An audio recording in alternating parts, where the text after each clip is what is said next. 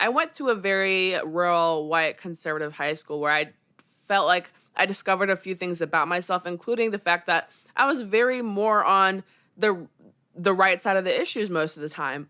But this led me to become a little bit reactionary. I didn't know the best ways of research.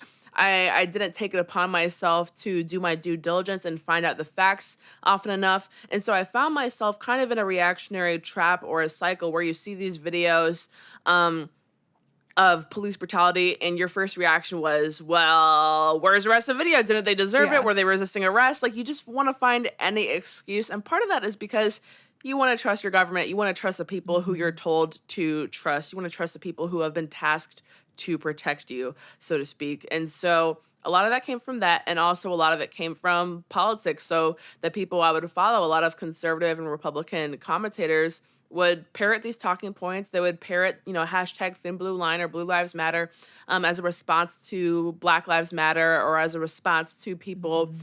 being fed up with the police due to police brutality and things like that.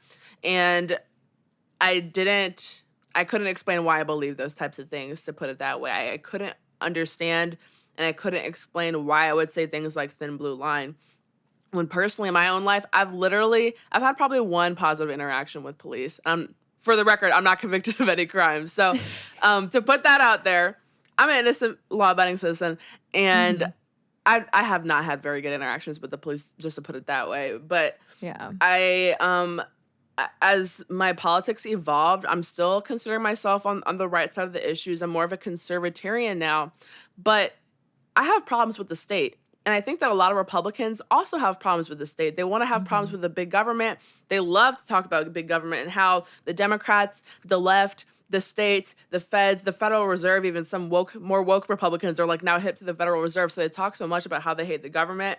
They don't talk about who carries the guns and who enforces the government's really, really faulty laws. And so that cognitive dissonance was kind of lifted from my shoulders as I got more and more into Mhm. libertarianism. And I just like to say it's totally okay to change your mind. I've changed my mind on the issue probably 2 times at this point, since when I was kind of like a woke Tumblrite to becoming just a carbon copy reactionary conservative to now being a little bit more nuanced.